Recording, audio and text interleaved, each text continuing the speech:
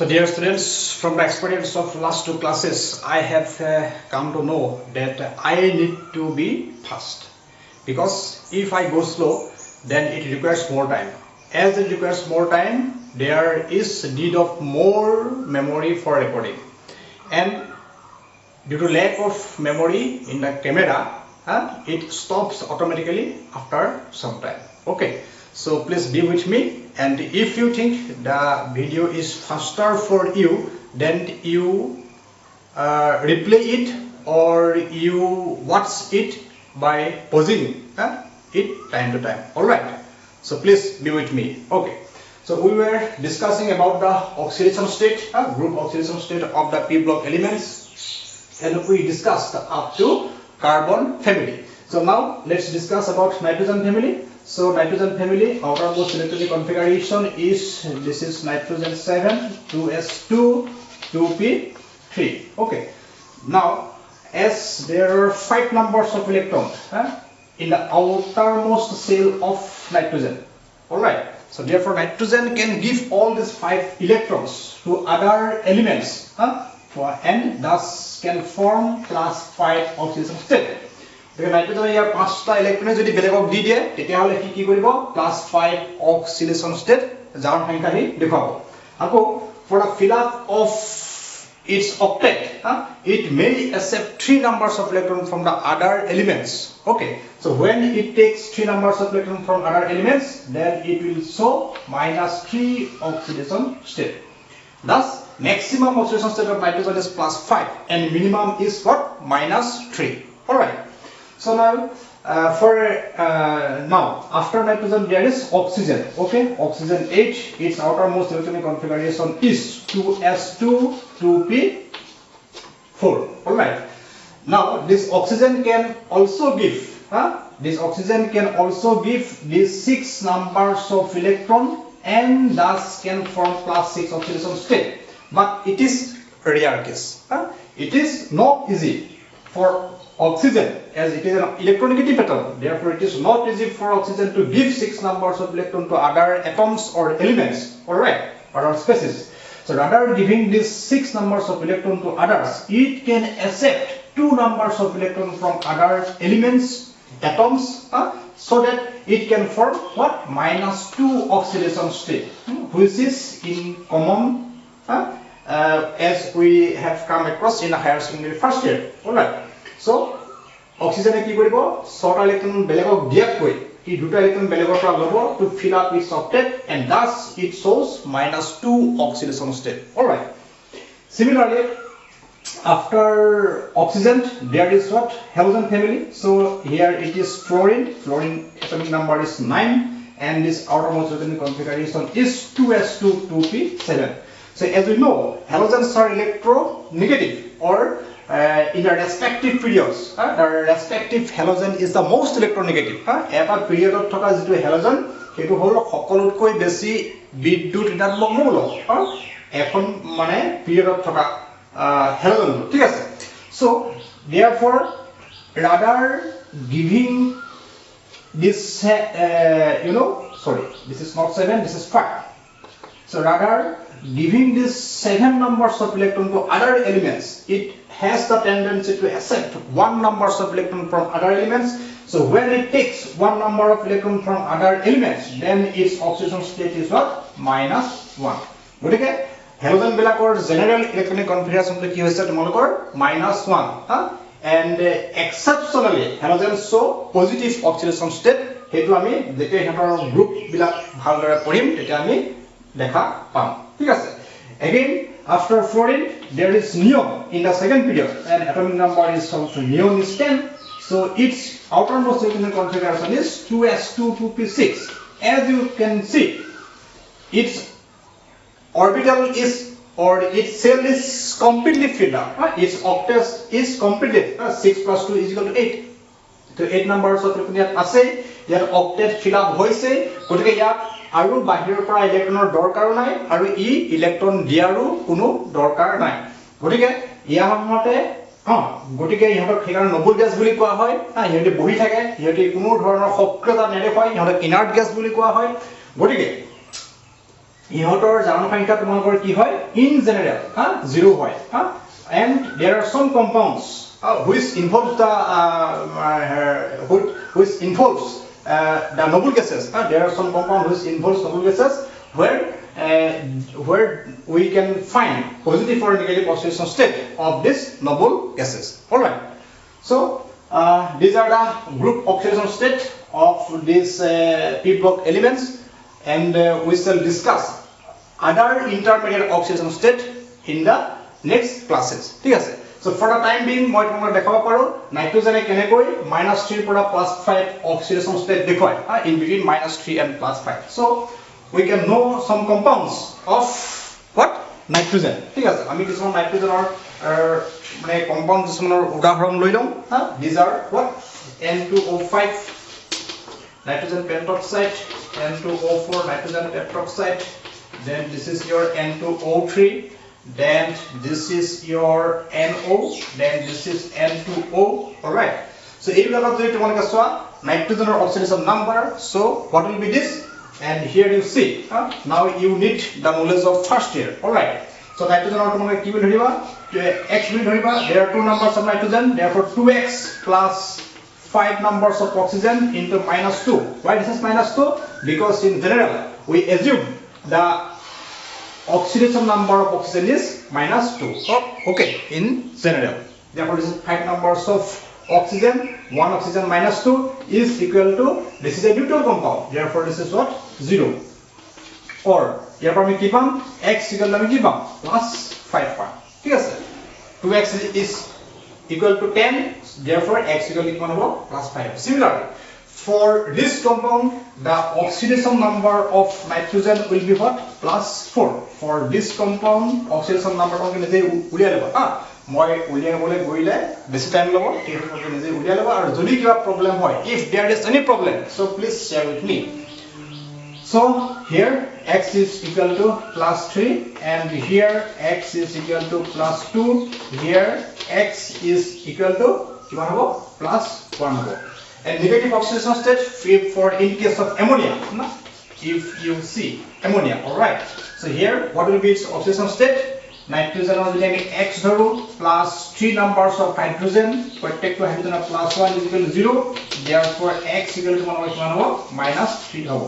আমি দেখা পাইছো nitrogen source -3 oxidation state, +1 +2 +3 +4 +5 oxidation state. And there is another compound which is called hydrazoic acid. There its oxidation state is what -1/3. Okay, hydrazoic acid. Its formula is N3H. This hydrazoic acid. So here you see 3x plus 1 for hydrogen into 1 is equal to 0, or x will be given -1/3. -1/3 কি কৰিব পাৰে দেখাব পাৰে. ঠিক আছে, গতিকে ইমানতে আমি oxidation state of p block elements সামৰিছো. এতিয়া আমি আৰম্ভ কৰো ইহঁতৰ এটা important effect, that is called inert pair effect. এটা ফাৰ্স্ট ইয়াৰ পঢ়ি আহিছা, যদিও তোমালোকক সেকেন্ড ইয়াৰত ইয়াক লাগিব, আৰু যিকোনো কম্পিটিটিভ এক্সামত ইয়াৰ পৰা কুৱেশ্যন অহাৰ সম্ভাৱনা অতি বেছি. There is possibility, maximum possibility for question from the topic which is called inert pair effect. Inert pair effect, EFFECT, that is IPE. Okay, so what is inert pair effect? এটা তোমালোকে চোৱা, আমি যেতিয়া group oxidation state পঢ়িছিলো, ঠিক আছে, তেতিয়া আমি কি পাইছিলো যে বোৰন ফ্যামিলিয়ে ম্যাক্সিমাম +3 অক্সিডেশন ষ্টেট দেখুৱাব পাৰে. ঠিক আছে, বোৰন ফ্যামিলিয়ে কি দেখাব পাৰে +3 oxidation state, boron, aluminium, gallium, indium, thallium. ঠিক আছে, so boron outermost configuration asile 2s2 2p1, therefore if it releases all the 3 electrons to other atoms, যদি সকলো কেইটা ইলেক্ট্ৰন বেলেগক দি দিয়ে তাহলে কি দেখাব তোমালোকৰ +3 অক্সিডেশন ষ্টেট দেখাব. সিমিলাৰলি গতিকে আমি ক'ব পাৰো কি এলুমিনিয়ামেও +3 অক্সিডেশন ষ্টেট দেখাব পাৰিব, Gallium can also show +3 oxidation state, indium also +3 and thallium also +3. দেখুৱাব পাৰিব বা দেখুৱা উচিত, but there is a tendency of decreasing showing the +3 oxidation state from up to bottom of the periodic table. অৰ্থাৎ তুমি যেতিয়া periodic table খনৰ গ্ৰুপটোৰ ওপৰৰ পৰা তললৈ আহি থাকিবা তেতিয়া কিহতৰ +3 oxidation state দেখুৱা যিটো টেন্ডেন্সি সেই টেন্ডেন্সি তোমালোকৰ কি হৈ যায় কমি যায় কিয় কমি যায় why there is decrease in tendency for showing +3 oxidation state কিয় why সেই why tour answer to হৈছে আমাৰ কি inert pair effect সমকানি লিখিব পাৰো IP ইউ লিখিব পাৰো এটা সব যেতিয়া আমি বৰনৰ পৰা এলুমিনিয়াম গেলিয়াম ইন্ডিয়াম থেলিয়াম আহিম তেতিয়া আমাৰ কি হ'ব ইয়াতে কি পাম আমি 3s2 3p1 for aluminum and for gallium this is 4s2 4p1 for indium this is 5s2 5p1 for thallium 6s2 6p1 ঠিক আছে এইটা আমি পাইছো এতিয়া কি হ'ব যেতিয়া আমি ইন্ডিয়ামৰ পৰা থেলিয়ামলৈ আহিম যেতিয়া আমি 5s2 ৰ পৰা 6s2 লৈ আহিম তেতিয়া আমাৰ কি হ'ব ইয়াৰ মাজতে আমি লেন্থানয়েডছ খিনি পাই আহিম in between this we shall obtain we shall come across the key lanthanoids কোনবিলাক যি বিলাকত তোমালকৰ কি হৈছিলে ল্যান্থানয়েড বিলাকত f orbital আছিলে যি বিলাক এলিমেন্টছৰ outermost electron to f orbitalত সোমাইছিল গৈ সেই বিলাকক আমি কি বুলি কৈছিলো ল্যান্থানয়েডছ বুলি কৈছিলো ঠিক আছে কিয়নো আমি ল্যান্থানয়েড বুলি কৈছিলো এই ৰকৰ ৰ'দ পৰিছে কাৰণে ভালকৈ ভিজিবল হ'ব students I will have to again sense my strategy from the next classes onwards মই তোমালোকক inert pair effect বহুৱাই শেপ কৰিলো কিন্তু ক্যামেৰাই কি হল record কৰিব নোৱাৰিলে because of low memory so frankly speaking my camera cannot record more than 12 minutes all right so from the next class I will have to again sense my strategy ঠিক আছে anyway ইয়াৰ ওপৰতে মই তোমাক বুজাই দিছো তোমালোকে ইতিমধ্যে পঢ়ি আহিছা গতিকে তোমালোকে পাৰিবা বুলি আশা ৰাখিছো এটা চোৱা আমি কৈছো যে যেতিয়া তোমালোকৰ 5th পিৰিয়ডৰ পৰা 6th পিৰিয়ডলৈ আহে then there is what lanthanoids so lanthanoid means what there are 14th number of elements in which the outermost electron enters at the f orbital okay so যত নেকি তোমালোকৰ কি হয় f orbital তোমালোকৰ electron বিলাক কি হয় এন্টাৰ হয় এটা চোৱা আমাৰ নিউক্লিয়াছৰ পৰা আমি যদি s p d আৰু f orbital বিলাকৰ ডিসটেন্স চাও তেতিয়া আমাৰ কি হৈ থাকিব নিউক্লিয়াছৰ পৰা ওপৰলৈ ডিসটেন্স বাঢ়ি গৈ থাকিব so নিউক্লিয়াছৰ পৰা ডিসটেন্স বাঢ়ি গৈ থকাৰ লগে লগে তোমালোকৰ কি হ'ব f orbitalৰ যেটো তোমালোকৰ শিল্ডিং ইফেক্ট আৰু এটা পাইছা তোমালোকে ফাৰ্স্ট পাইছিলা শিল্ডিং ইফেক্ট বুলি কৈছিলে বা কি বুলি কৈছিলে স্ক্ৰিনিং ইফেক্ট বুলি কৈছিলে in your first year shielding effect or screening effect Assamese নামটো চাই লবা মই শিল্ডিং আৰু স্ক্ৰিনিং বুলি কৈছো এটা শিল মানে কি তোমালোকে নিশ্চয় ভাওনা চাইছা ভাওনাত জানিকৈ ভাওৰীয়া হ'বলৈ কি কৰে ঢাল ব্যৱহাৰ কৰে নকৰে আক্ৰমণৰ পৰা নিজকে বচাবৰ কাৰণে সো হেই যিখন ঢাল তাক আমি কি বুলি কওঁ সাধাৰণতে শিল বুলি কওঁ আৰু হেই শিল শব্দটোৰ পৰা আমাৰ ধৰা শিল্ডিং আহিছে বুলি তোমালোকে ধৰি লোৱা মানে কি নিউক্লিয়াছে যেতিয়া আউটাৰমোস্ট ইলেক্ট্ৰনক এট্ৰেকশন কৰে হেই এট্ৰেকশন কৰা ফোৰ্সটো কি কৰে s orbital p orbital d orbital f orbital বা যিবিলাক ইনাৰ অৰবিটাল আছে কিহতে কি কৰে সিল কৰে আৰু নিউক্লিয়াছক বাধা দিয়ে যে তুমি ইহতক 6s বা 6p এট্ৰেকশন কৰিব নোৱাৰিবা আৰু সেই বাধা দিয়াৰ যেটো টেন্ডেন্সি সেই টেন্ডেন্সি যেটো অৰ্ডাৰ সেই অৰ্ডাৰটো হৈছে এইটো যদি s orbital হয় এটা হলে কি নিউক্লিয়াছক ম্যাক্সিমাম বাধা দিব যে you should not attract the outer electrons towards yourself ঠিক আছে যদি p orbital হয় তাতকৈ কমকে বাধা দিব যদি d orbital হয় আৰু কমকে বাধা দিব যদি f orbital হয় আৰু অত্যধিক কমকে কি কৰিব নিউক্লিয়াছক বাধা দিব যে তুমি আউটাৰমোস্ট ইলেক্ট্ৰনক তোমাৰ ফালে এট্ৰেকশন কৰিব নালাগে আৰু এই অৰ্ডাৰটোকে আমি ইয়াক কি বুলি কৈছো শিল্ডিং অৰ্ডাৰ বা spinning order or shielding effect বা spinning effect of subcells SPDF or তোমালোকে sub or মানে orbital বুলি ক'ব পাৰা SPDF orbital ঠিক আছে এটা চোৱা F orbitalৰ কিটা ইলেক্ট্ৰন সোমালে 14টা 14 numbers of electron সোমালে আৰু 14টা ইলেক্ট্ৰন সোমাব নেকি 14টা proton সোমাইছে আৰু 14টা ইলেক্ট্ৰনৰ এগেইনষ্টত 14 numbers of proton সোমাইছে গতিকে 14 numbers of electron nucleus of জিমান বাধা দিব আৰু 14 numbers of proton nucleus of কিমান বেছি এনাৰ্জি দিব to attract the outermost electron more towards it ঠিক আছে আৰু নিউক্লিয়াছৰ যেটো attraction energy or attracting effect on the outermost electron তাকে আমি কি বুলি কৈছো z effective বুলি কৈছো z effective বুলি কৈছো গতিকে চোৱা z effective z effective for value কি হৈ যায় বাঢ়ি যায় যেতিয়া নেকি ইলেক্ট্ৰনছ বিলাক f অৰবিটেলত সোমাবলৈ আৰম্ভ কৰে কিয় বাঢ়ি যায় কাৰণ f অৰবিটেলৰ যেটো শিল্ডিং বা স্পিনিং ইফেক্ট এটো তোমালোকৰ কি হয় কম হয় ঠিক আছে গতিকে যেহেতু z effective বাঢ়ি যায় গতিকে এই নিউক্লিয়াছে কি কৰিব এতিয়া বেছিকৈ 6s2 ইলেক্ট্ৰনছ 6s2 ইলেক্ট্ৰনছ তাৰ নিজৰ ফালে টানিব attraction কৰিব বেছিকৈ attraction কৰিব যিমান পৰিমাণৰ attraction কৰিব লাগিছিল তাতকৈ বেছিকৈ attraction কৰিব কাৰণ ইয়াৰ z effective value কি হৈ গৈছে বাঢ়ি গৈছে বেছিকৈ attraction কৰাৰ লগে লগে 6s2 ইলেক্ট্ৰনছে তোমালোকৰ কি হ'ব এতিয়া বান্ধনিত বন্ড ফৰ্মেশনত অংশগ্ৰহণ কৰিব নোৱাৰিব বা হে আনক ইলেক্ট্ৰন সহজে 6s2 ইলেক্ট্ৰন সহজে বেলেগলৈ ওলাই যাব নোৱাৰিব বা বেলেগৰ লগত বান্ধনি ফৰ্মেশনত কি কৰিব নোৱাৰিব